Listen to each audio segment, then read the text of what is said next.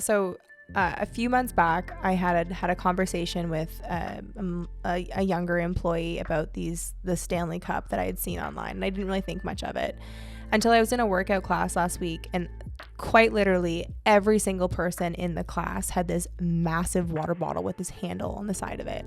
And it made me click back to that conversation that I had a few months ago that I hadn't really thought much of.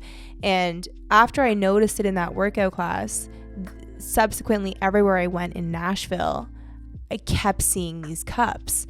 And it really was a real life experience of how powerful TikTok is for buying decisions, and how left out I felt by not having that cup or knowing about the cup and why I wanted to buy it. And it was exactly what Malcolm Gladwell talks about in The Tipping Point.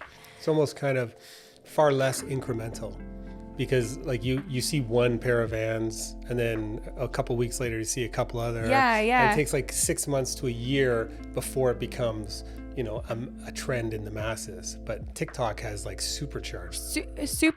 Exactly. And that to me was what was the most mind-blowing to me about the experience, is because before, if you think about like Converses or Vans or Vera Bradley, like there was always those early adopters, or Abercrombie or Hollister, those early adopters in your class that like would kind of get it first, and then over the course of 6 months to a year, everybody had it. With TikTok and Amazon, one video can go crazy viral and the whole high school can have it next week. And it's just so crazy how fast that tipping point has changed. It's like changed actually the metrics for how you can be successful. Because when you say Abercrombie, we think posters, right, with pretty people on, and the slow acquisition of virality. Whereas businesses now need to understand that if they have an amazing product, can find the right influencers and speakers for it, you can move at decision action cycles that are crazy fast. For a lot of businesses, they want virality without understanding what is needed to become or to go viral.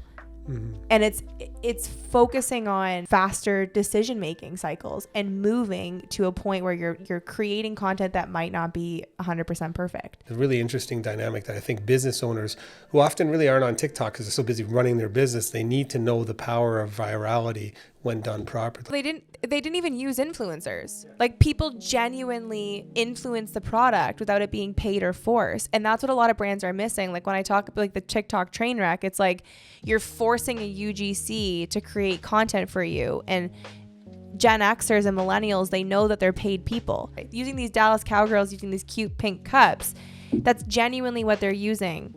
And I'm going to buy it. And what's interesting is, like, I forget what the stat is, but it's something like 90% of people online, like not a demographic, the first place they search for a product is Amazon.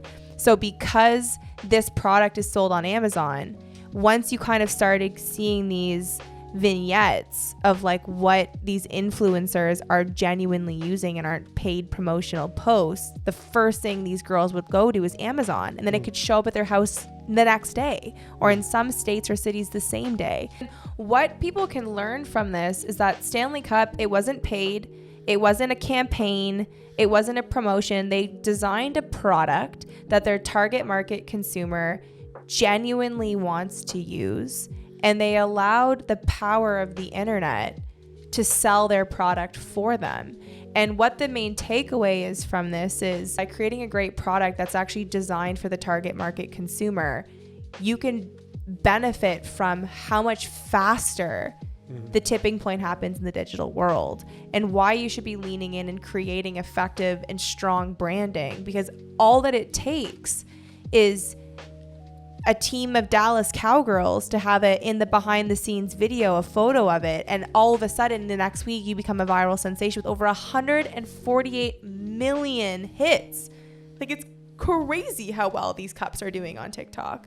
I want you to talk about, though, the OODA loop, and I think that that's relevant for kind of this conversation as well. So business owners will appreciate this, or especially people who work in big corporations, because the time it takes to make a decision to respond to market factors, right, that is in accordance with your strategy really matters to success.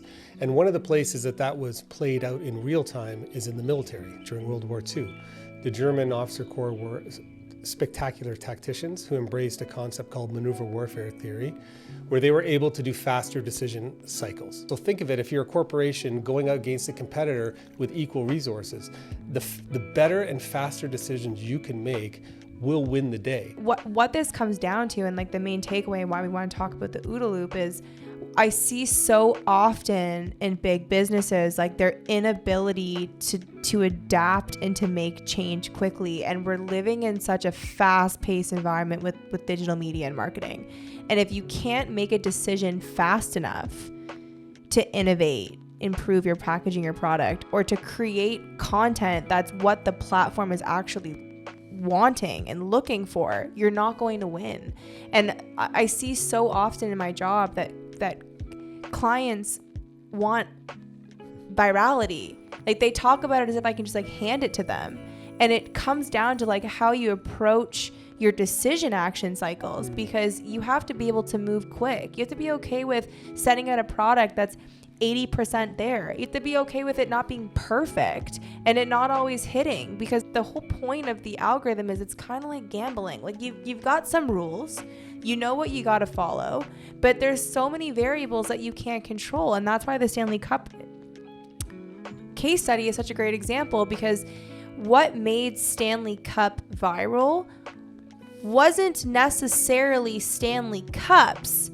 It was how great they designed a product quickly, came out with a bunch of different colors quickly, and allowed the internet to capture and create content around their product line that they continue to innovate and move fast on. Like they didn't start with 17 colors. They started with 4. And as it started getting the viral, they moved quick to introduce new product lines and offerings that were modern. They weren't held to what they've been doing for 100 years. So you can see that OODA loop concept is prevalent within the Stanley business. You know, if I was, let's say Stanley Cup was to call us because of the high quality of insights and observations we've given here, what I would tell them right now, hopefully they still have that fast decision action cycle capability, because for those of you who are sports fans, you know, some of our listeners are Canadian. We love hockey. The trophy for the Stanley Cup finals is the Stanley Cup. Yeah. There are 4 American teams right now playing in the semifinals for the Stanley Cup. So you have 4 big cities playing for the championship to win the Stanley Cup. You know, Stanley, if I was you, I would create 1,000 cups or 10,000 cups of each team with the logo on it and start handing it out there so that you can get guys into it, because clearly the females have it in the fitness clubs. No, have it as an association to the top sports cup. Yes. In sports. So you get brand association. Yeah, everyone for the knows big what the thing. Stanley Cup is. Everyone knows what both Stanley Cups are. And the team that wins, how many people will be there with their Stanley Cup of their team logo, saying, you know, like it's just perfect marketing. It's good free advice. I want some percentage of those sales if they end up doing it, but you know, reach out and let's make that happen. Awesome.